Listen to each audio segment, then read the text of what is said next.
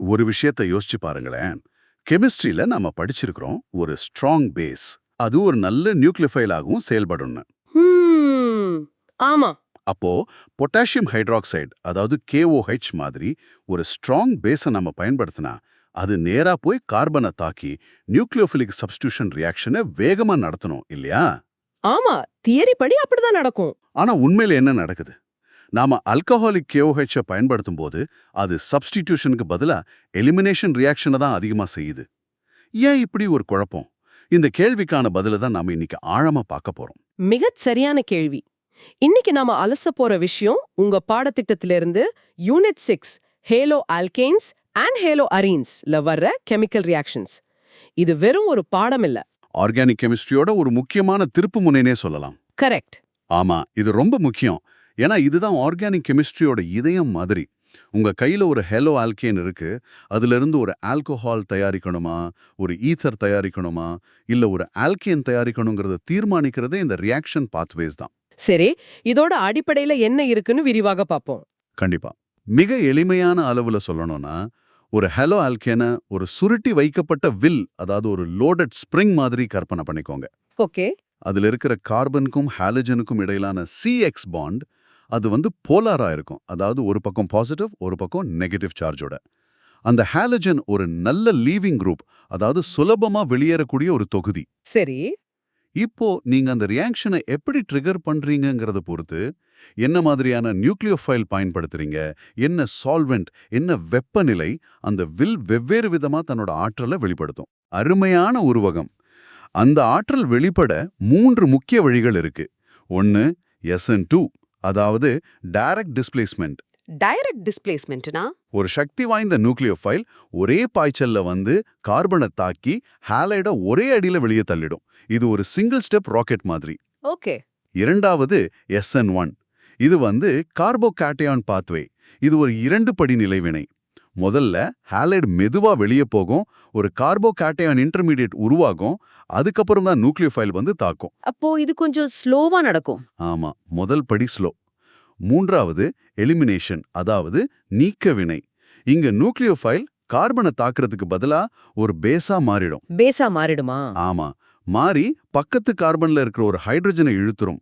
இதனால ஒரு C=C இரட்டை பிணைப்பு உருவாகி ஹாலைடு வெளியேறிடும். அப்போ உங்க தேர்வுக்கு தேவையான சரியான வரையறையை இப்ப பார்ப்போம். Halo alkanes undergo nucleophilic substitution SN1, SN2 and elimination E1, E2 reactions. With the dominant pathway determined by the type of carbon atom, the ability of the leaving group, the strength of the nucleophile or base, the polarity of the solvent, and the reaction temperature. Correct. ஆமா. இங்கே மாணவர்கள் செய்யற ஒரு பொதுவான தவறு என்னன்னா, எல்லா hello ஆல்கேன்ஸும் ஒரே மாதிரி தான் வினை புரியும்னு நினைக்கிறது. அது முற்றிலும் தவறு. அப்படியா? Primary, secondary and tertiary halo ஆல்கேன்ஸ்க்கு இந்த வினை வழிகள் கம்ப்ளீட்டா வேற வேற. ஒரு 1 டிகிரி ஹேலோ ஆல்கேன் பெரும்பாலும் SN2 வழியில போகும். ஒரு 3 டிகிரி ஹேலோ ஆல்கேன் பெரும்பாலும் SN1 அல்லது எலிமினேஷன் வழியில போகும். அப்போ அந்த 2 டிகிரி ஹெலோ ஆல்கேன்? அதுதான் கொஞ்சம் சிக்கலானது. அது நாம குடுக்கிற சூழலை பொறுத்து எந்த வழிக்கு வேணாலும் போகும். சரி, இந்த வெவ்வேறு வழிகளை இன்னும் எளிமையா புரிஞ்சுக்க ஒரு அருமையான ஒப்புமையை பயன்படுத்துவோம். இந்த ரியாக்ஷன்ஸ ஒரு கோட்டைய, ஒரு ஃபோர்ட்ரஸ கைப்பற்ற போற 3 விதமான ராணுவ வியூகங்களை கற்பனை செஞ்சுப்போம். நல்லா இருக்கு. முதல் வியூகம் SN2. இது ஒரு நேரடி தாக்குதல், அதாவது டைரக்ட் அசால்ட் மாதிரி. ஒரு சின்ன ஆனா ரொம்ப சக்தி வாய்ந்த படை. Strong nucleophile. ஆமா, a strong nucleophile கோட்டையோட பின்பக்க வாசல் வழியா ரியர் அட்டாக் பண்ணி யாருக்கும் தெரியாம நேரா உள்ள நுழையுது. உள்ள இருந்த பழைய காவலாளி, அதாவது ஹாலைட், வெளியே துரத்தப்படுறார். இந்த தாக்குதல் ரொம்ப வேகமா நடக்கும். ஆனா கோட்டை வாசல் சின்னதாவும் தடையின்றியும் இருந்தாதான் இது சாத்தியம். அதாவது பிரைமரி கார்பன் மாதிரி ஸ்டெரிக் கிரவுடிங் இல்லாம இருந்தாதான் இது நடக்கும். சரியா சொன்னீங்க. அந்த ஸ்டெரிக் கிரவுடிங்கிறது தான் இங்க முக்கிய வார்த்தை. நம்ம கோட்டை ஒப்புமையில சொல்லணும்னா, அந்த கோட்டை வாசலுக்கு முன்னாடி பெரிய பெரிய பாறைகள், போல்டர்ஸ் இருந்தா அந்த நேரடி தாக்குதல் படை உள்ள போகவே முடியாது இல்லையா? ஆமா, போக முடியாது. அதுதான் டெர்ஷரி கார்பன்ஸ்ல நடக்குது. அதனாலதான் இந்த SN2 வியூகம் அங்க தோல்வி அடையுது. அருமை. இப்போ இரண்டாவது வியூகம் SN1. இது ஒரு முற்றுகையிட்டு கைப்பற்றுதல், அதாவது சீஜ் அண்ட் ஆக்குபேஷன் மாதிரி. ஒரு பெரிய ஆனா கொஞ்சம் பலம் குறைந்த படை. Week nucleophile. Correct, week nucleophile. கோட்டையை சுற்றி வளைச்சு பொறுமையா காத்திருக்கு. முதல்ல கோட்டைக்குள்ள இருக்கிற காவலாளி நம்ம ஹாலைடு தானாகவே கோட்டையை விட்டு வெளியேறிடுறாரு. அப்போ கோட்டை ஒரு கணம் கட்டுப்பாடில்லாம பலவீனமா இருக்கு. அதுதான் அந்த ஸ்டேபிள் கார்போகேட்டயான் இன்டர்மீடியேட். ஆமா, அந்த சரியான நேரத்துல நம்ம புதிய படை நியூக்ளியோஃபைல் உள்ளே நுழைஞ்சு கோட்டையை கைப்பற்றுது. இந்த முதல் படி, அதாவது காவலாளி வெளியேறுவது மெதுவா நடக்கும். அதனால இந்த வியூகம் ஸ்டேபிள் கார்போகேட்டயான் உருவாக்கக்கூடிய செகண்டரி அல்லது டெர்ஷரி கோட்டைகளுக்கு தான் சரிப்பட்டு வரும். ஆமா, மூன்றாவது வியூகம் எலிமினேஷன். இத ஒரு தப்பிக்கும் சுரங்கப்பாதை, அதாவது எஸ்கேப் டனல் உருவாக்குறதுன்னு சொல்லலாம். Escape tunnel. ஆமா, இங்க நோக்கம் கோட்டைய கைப்பற்றுவதில்லை, கோட்டையில இருக்கிறவங்கள வெளியே கொண்டு வர்றது. ஒரு பேஸ் கோட்டை சுவத்துல, அதாவது பக்கத்து கார்பன்ல இருந்து ஒரு செங்கலை, ஒரு ஹைட்ரஜனை உருவிடுது. அதே நேரத்துல காவலாளியும் ஹாலைடும் வெளியேறிடுறாரு. ஓஹோ. இதனால கோட்டையில ஒரு பெரிய ஓட்டை, அதாவது ஒரு புதிய பாதை, ஒரு C=C டபுள் பாண்ட் உருவாகுது. ஒரு புதிய ஆல்கீன் உருவாகுது. இந்த ராணுவ ஒப்புமைகள் வெறும் ஞாபகம் வச்சுக்க மட்டும் இல்ல, இது ஹியூஸ் மற்றும் என்கோல்ட் போன்ற விஞ்ஞானிகள் எதிர்கொண்ட நிஜமான பிரச்சனைகளை அப்படியே காட்டுது. அவங்க கிட்ட மூலக்கூறுகளை பார்க்கறதுக்கு எந்த விதமான மாலிகுலர் கேமராவும் இல்ல. ஆமா, அப்போ அதெல்லாம் கிடையாது. அவங்க வினையின் முடிவில் கிடைத்த பொருட்களை வச்சு அதோட ஸ்டீரியோ கெமிஸ்ட்ரி ஆய்வு செஞ்சுதான் இந்த தாக்குதல் வியூகங்களை ஊகிச்சாங்க. இது ஏதோ தியரி மட்டும் இல்ல, இதுதான் நவீன மருந்து தயாரிப்போட அடித்தளம். சரியா சொன்னீங்க. இங்கதான் ஸ்டீரியோ கெமிஸ்ட்ரியோட முக்கியத்துவம் வருது. SN2 வினையில நியூக்ளியோஃபைல் பின்பக்கமா தாக்குறதால மூலக்கூறோட முப்பரிமாண அமைப்பு 3D ஸ்ட்ரக்சர் அப்படியே தலைகீழா மாறிடும். இதுக்கு வால்டன் இன்வர்ஷன்னு பேரு. ஒரு கொடை காத்துல உல்டாவ திரும்புற மாதிரி. அதேதான். ஆனா SN1ல முதல்ல கார்போகேட்டயான் உருவாகிறதால அது ஒரு தட்டையான பிளேனார் அமைப்பு. அதனால நியூக்ளியோஃபைல் மேலிருந்தும் தாக்கலாம், கீழிருந்தும் தாக்கலாம். ரெண்டு பக்கமும் வாய்ப்பு இருக்கு. ஆமா, இதனால நமக்கு 50% ஒரு மாதிரியான ப்ராடக்டும் 50% அதோட பிம்பம் மிரர் இமேஜ் மாதிரியான ப்ராடக்ட்டும் கிடைக்கும். இதுக்கு பேரு ரேசமைசேஷன். ஒரு நிமிஷம், இந்த இன்வர்ஷன் ரேசமைசேஷன் இதெல்லாம் ஏன் இவ்வளோ பெரிய விஷயம்? ஒரு மூலக்கூறு தலைகீழா மாறுறதால என்ன ஆயிட போகுது? இங்கதான் கோடிக்கணக்கான டாலர் மதிப்புள்ள ஒரு விஷயம் இருக்கு. மருந்து தயாரிப்பு துறையில ஒரு மூலக்கூறோட வடிவம் தான் அதோட செயல்பாட்டையே தீர்மானிக்கும். தாலிடோமைட் விஷாதம் பத்தி கேள்விப்பட்டிருப்பீங்க. ஆமா, படிச்சிருக்கேன். அதுல ஒரு ஸ்டீரியோ ஐசோமர் தூக்கம் மாத்திரையா வேலை செஞ்சது. ஆனா அதோட மிரர் இமேஜ், அதாவது இன்னொரு ஐசோமர், கர்ப்பிணி பெண்களுக்கு மிக மோசமான பிறவி குறைபாடுகளை ஏற்படுத்துச்சு. அடேங்கப்பா. பாருங்க, ஒரே கெமிக்கல் ஃபார்முலா, ஆனா ஒரு சின்ன 3D வடிவ மாற்றம் ஒரு மருந்த விஷமா மாத்திடுச்சு. இதனால ஒரு மருந்து தயாரிக்கும் போது நமக்கு SN2 வழியில ஒரே ஒரு ஐசோமர் மட்டும் கிடைக்குதா, இல்ல SN1 வழியில 2 ஐசோமரும் கலவையா கிடைக்குதாங்கிறது உயிர் சம்பந்தப்பட்ட விஷயம். அதனாலதான் இந்த வழிமுறைகளை துல்லியமா கட்டுப்படுத்துறது ரொம்ப அவசியம். இப்போதான் இதோட உண்மையான முக்கியத்துவம் புரியுது. சரி, ஒரு மென்டல் மூவி மாதிரி கற்பனை பண்ணி பார்ப்போம். ஒரு ஆய்வகத்துல ஒரு ஹேலோ ஆல்கேன் மூலக்கூறு முன்னாடி 3 ரியாக்ஷன் சேம்பர்ஸ் இருக்கு. சேம்பர் 1 இது SN2 லேப். இங்க ஒரு போலார் ஆப்ரோட்டிக் சால்வெண்ட், உதாரணமா அசிட்டோன் இருக்கு. கூடவே ஒரு ஸ்ட்ராங் நியூக்ளியோஃபைலும் இருக்கு. வினை ரொம்ப வேகமா நடக்கும். கடைசியில கிடைக்கிற ப்ராடக்ட் ஆரம்பிச்ச பொருளோட 3D வடிவத்துல இருந்து தலைகீழா, அதாவது இன்வெர்ட்டடா இருக்கும்.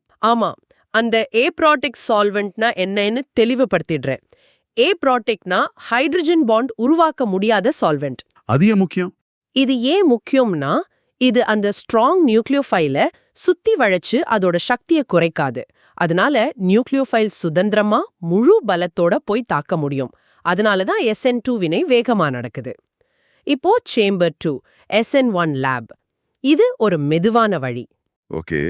இங்க ஒரு போலார் புரோட்டிக் சால்வெண்ட், உதாரணமா தண்ணீர் அல்லது ஆல்கஹால் இருக்கு. கூடவே ஒரு வீக் நியூக்ளியோஃபைலும் இருக்கு. இங்க புரோட்டிக் சால்வெண்ட் என்ன பண்ணும்? இந்த புரோட்டிக் சால்வெண்ட் ஹைட்ரஜன் பாண்ட் மூலமா வெளியேற போற லீவிங் குரூப்பை ஸ்டெபிலைஸ் பண்ணும். அதாவது அது சுலபமா வெளியேற உதவும். அதே மாதிரி உருவாகிற கார்போகேட்டயான் இன்டர்மீடியேட்டையும் ஸ்டெபிலைஸ் பண்ணும். அதனாலதான் SN1 வினைக்கு இந்த மாதிரி சால்வெண்ட் ரொம்ப உகந்தது. அப்போ இந்த சேம்பர்ல கிடைக்கிற ப்ராடக்ட் ஒரு ராசமிக் கலவையா இருக்கும். கரெக்ட். கடைசியா சேம்பர் 3 எலிமினேஷன் லேப். இது ஒரு மாற்று வழி. இங்க வெப்பநிலை அதிகமா இருக்கும், கூடவே ஒரு ஸ்ட்ராங் பேஸும் இருக்கும். இறுதி பொருளா நமக்கு ஒரு ஆல்கீன் கிடைக்கும். இந்த 3 சேம்பர்ஸ்ல நீங்க எந்த சூழலை தேர்ந்தெடுக்கிறீங்களோ அதை பொறுத்து தான் உங்க இறுதி பொருள் அமையும். இத உங்க ஆய்வகத்திலேயே நீங்க பார்க்கலாம். ஒரு SN2 உதாரணத்துக்கு 1-bromobutane எடுத்துக்கலாம். இது ஒரு பிரைமரி ஹாலோஆல்கேன். இது கூட aqueous KOH. அதாவது தண்ணீரில் கரைக்கப்பட்ட KOH. ஆமா. அத சேர்த்து சூடுபடுத்தினா வினை வேகமா நடந்து 1-butanol கிடைக்கும். இது ஒரு நேரடி இடப்பெயர்ச்சி. அதே மாதிரி ஒரு SN1 உதாரணம் பார்க்கணும்னா டர்ட்-பியூட்டல் புரோமைடு எடுத்துக்கலாமா? தாராளமா. அது ஒரு டெர்ஷரி ஹாலோஆல்கேன். அது கூட நீங்க AgNO3 சேர்த்த உடனேயே AgBr வெள்ளை நிற வீழ்படிவாக ஒயிட் பிரிசிபிடேட்டா உருவாகும். ஏன் இவ்வளவு வேகமா? ஏன்னா Br- அயனி ரொம்ப சுலபமா வெளியேறி ஒரு மிக ஸ்டேபிளான டெர்ஷரி கார்போகேட்டையான உருவாக்குது. இதுதான் SN1 வினையின் முதல் படி. ஓகே, புரியுது. சரியா சொன்னீங்க. இப்போ ஒரு எலிமினேஷன் உதாரணம். 2-bromobutane ஒரு செகண்டரி ஹாலோஆல்கேன். இது கூட ஆல்கஹாலிக் KOH பயன்படுத்தி சூடுபடுத்தினா சப்ஸ்டிடியூஷன் நடக்காம பியூட்டீன், அதாவது ஒரு ஆல்கீன் வாயு உருவாகும். இங்க ஜைட்ஸஸ் ரூலை பத்தி சொல்லுங்க. ஆமா, இங்க ஜைட்ஸஸ் ரூல் செயல்படும். அதாவது எந்த ஆல்கீன்ல டபுள் பாண்ட் சுத்தி அதிக ஆல்கைல் குரூப்ஸ் இருக்கோ அந்த அதிக பதிலீடு செய்யப்பட்ட மோஸ்ட் சப்ஸ்டிடியூட்டட் ஆல்கீன் தான் பிரதான பொருளாக மேஜர் ப்ராடக்டா உருவாகும். இங்க 2-butene தான் மேஜர் ப்ராடக்டா இருக்கும். நிஜ உலகத்துல மருந்து தயாரிப்புல இது எப்படி பயன்படுதுன்னு பாப்போம். ஒரு ஈத்தர் இன்டர்மீடியட் தயாரிக்கணும்னு வச்சுக்கோங்க. அதுக்கு ஒரு ஹாலோ ஆல்கேனை ஃபீனாக்சைடு அயானி மாதிரி ஒரு ஸ்ட்ராங் நியூக்ளியோஃபைல் கூட வினைபுரிய வைப்பாங்க. சரியான சூழலை, அதாவது ஒரு போலார் ஏப்ரோட்டிக் சால்வெண்ட்டை பயன்படுத்தி SN2 வினைக்கு சாதகமா மாத்தி தேவைப்படுற அந்த ஈத்தரை மட்டும் 90% மேல விளைச்சலா எடுக்க முடியும். எனக்கு ஞாபகம் இருக்கு, நான் காலேஜ் லேப்ல படிக்கும்போது நானும் என் நண்பனும் SN2 வினை மூலமா 1-butanol தயாரிக்க முயற்சி செஞ்சோம். ஆனா தெரியாம வெப்பநிலைய கொஞ்சம் அதிகமாக்கிட்டோம். அப்போ என்ன ஆச்சு? கொஞ்ச நேரத்துல பியூட்டீன் வாயுவோட வாசனை வர ஆரம்பிச்சுது. அப்போதான் புரிஞ்சுது நாம தெரியாம எலிமினேஷன் பாதைக்கு மாறிட்டோன்னு. வெப்பநிலை எவ்வளவு முக்கியம்னு அன்னைக்கு கத்துக்கிட்ட பாடம் எந்த பாடப்புத்தகமும் சொல்லித் தரல. ஒரு நிமிஷம், எனக்கு ஒரு சந்தேகம். நீங்க அக்வியஸ் KOH பயன்படுத்தினீங்கன்னா சப்ஸ்டியூஷன் நடக்குதுன்னு சொன்னீங்க. ஆனா ஆல்கஹாலிக் KOH பயன்படுத்தினா எலிமினேஷன் நடக்குதுன்னு சொல்றீங்க. அப்போ வெறும் சால்வெண்ட்டை தண்ணியில இருந்து ஆல்கஹாலுக்கு மாத்தினா ஒரு வினையோட குணமே மாறிடுமா? இது கொஞ்சம் ஆச்சரியமா இருக்கே. மிக அருமையான கேள்வி. இங்கதான் நாம நியூக்ளியோஃபிலிசிட்டிக்கும் பேசிசிட்டிக்கும் உள்ள வித்தியாசத்தை புரிஞ்சுக்கணும். ஓகே. கோஎச் ரெண்டுமே ஸ்ட்ராங் பேஸும் கூட, ஸ்ட்ராங் நியூக்ளியோஃபைலும் கூட. ஆனா சூழல் தான் அதோட குணத்தை தீர்மானிக்குது. ஆக்வேஸ், அதாவது தண்ணீர் சூழல்ல OH- அயனிகள் நல்லா சால்வேட் ஆகி ஒரு நல்ல நியூக்ளியோஃபைலா செயல்பட்டு கார்பனை தாக்குது. சரி. ஆனா ஆல்கஹால் மாதிரி ஒரு லெஸ் போலார் சூழல்ல OH- அயனிகள் ஒரு புரோட்டோனை பறிக்கிற வேலைய, அதாவது ஒரு பேஸா செயல்படுற வேலைய தான் தீவிரமா செய்யும். ஒரு பேஸோட குறி பக்கத்துல இருக்கிற ஹைட்ரோஜனை இழுக்கிறது. ஒரு நியூக்ளியோஃபைலோட குறி கார்பனை தாக்குறது. அதேதான். அந்த சின்ன சால்வெண்ட் மாற்றம் அதோட குறியையே மாத்திடுது. அப்போ தேர்வுகள்ல ஜெயிக்கணும்னா இந்த நுணுக்கங்களை எல்லாம் எப்படி ஞாபகம் வச்சுக்கிறது? சில முக்கிய குறிப்புகளை சொல்லுங்களேன். நிச்சயமா. முதல்ல SN2 ரியாக்ஷன். இதுக்கு strong nucleophile, polar aprotic solvent மற்றும் பிரைமரி ஹாலோஆல்கேன் தேவை. ஒரு முக்கியமான விஷயம், ப்ராடக்டோட கான்ஃபிகரேஷன் இன்வெர்ட் ஆகும். அந்த கொடை தலைகீழா திரும்புற மாதிரி வால்டன் இன்வர்ஷன். கரெக்ட். இத மறக்கவே கூடாது. சரி, SN1 பத்தி சொல்லுங்க. SN1 reaction. இதுக்கு வீக் நியூக்ளியோஃபைல், போலார் சால்வெண்ட் மற்றும் டெர்ஷியரி ஹாலோஆல்கேன் தேவை. ஏன்னா டெர்ஷியரி கார்போகேட்டையான் ரொம்ப ஸ்டேபிள். இதுல ராசமைசேஷன் நடக்கும். அதாவது R மற்றும் Sன்னு 2 விதமான மிரர் இமேஜ் ப்ராடக்ட்ஸும் சம அளவுல உருவாகும். ஆமா, அதனால கிடைக்கிற கலவை ஆப்டிகலி இன்ஆக்டிவா இருக்கும். எலிமினேஷன் பத்தி மறக்கக்கூடாத 2 விஷயங்கள் என்ன?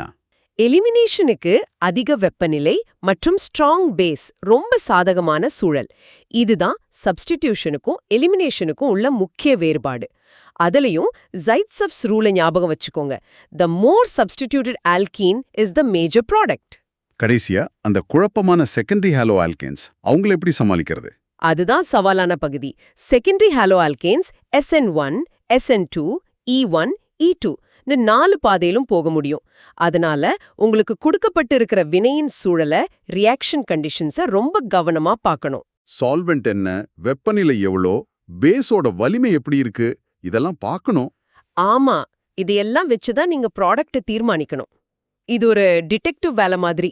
ஓகே, நாம இன்னைக்கு பார்த்த விஷயங்களை வேகமா ஒரு முறை தொகுத்து பார்ப்போம். நாம பார்த்த சோர்சஸ்ல இருந்து ஹாலோ ஆல்கேன் வினைகள் ஒரு சுருட்டி வைக்கப்பட்ட வில் மாதிரின்னு புரிஞ்சுக்கிட்டோம். அதோட வினை வழிய கார்பனோட வகை, நியூக்ளியோஃபைலோட வலிமை மற்றும் சூழல்கள் தீர்மானிக்குது. ஆமா, அந்த கோட்டை தாக்குதல் ஒப்புமை வெவ்வேறு வழிகளுக்கு இடையிலான வித்தியாசத்தை ஞாபகம் வச்சுக்க உதவும். SN2 ஒரு நேரடி தாக்குதல், SN1 ஒரு மெதுவான முற்றுகை. எலிமினேஷன் ஒரு தப்பிக்கும் சுரங்கப்பாதை. கரெக்ட். மருந்து தயாரிப்பு நிறுவனங்கள் இந்த சூழல்களை துல்லியமா கட்டுப்படுத்தி SN2 மாதிரி ஒரு சரியான வழியை மட்டும் தேர்ந்தெடுத்து மருந்துகளுக்கு தேவையான ஈத்தர் போன்ற பொருட்களை தயாரிக்கிறாங்க. இங்க ஸ்டீரியோ கெமிஸ்ட்ரி எவ்வளோ முக்கியம்னு நாம பார்த்தோம். உங்க தேர்வுக்கு ரொம்ப முக்கியமா நீங்க ஞாபகம் வச்சுக்க வேண்டிய ஒரு வரி: primary halo alkanes prefer SN2 and tertiary haloalkanes prefer SN1 or elimination. இந்த ஒரு வரிய வச்சே நீங்க பல கேள்விகளுக்கு விடையளிக்கலாம். அப்போ இன்னைக்கு நம்ம கத்துக்கிட்டது என்னன்னா, சூழலை மாத்தினா ஒரு வினையோட முடிவையே நம்மால மாத்த முடியும். இப்போ இதை யோசிச்சு பாருங்க. ஒருவேளை ஒரு ஸ்விட்சபிள் கேட்டலிஸ்ட நம்மால வடிவமைக்க முடிஞ்சா, வெறும் வெளிச்சத்தையோ அல்லது வெப்பநிலையையோ லேசா மாத்துறது மூலமா ஒரே வினைய 90% சப்ஸ்டிடியூஷன்ல இருந்து 90% எலிமினேஷனுக்கு நம்மால மாத்த முடிஞ்சா, ரசாயன உற்பத்தி துறையில அது எவ்வளவு பெரிய புரட்சியை ஏற்படுத்தும்? இத பத்தி சிந்திச்சு பாருங்க.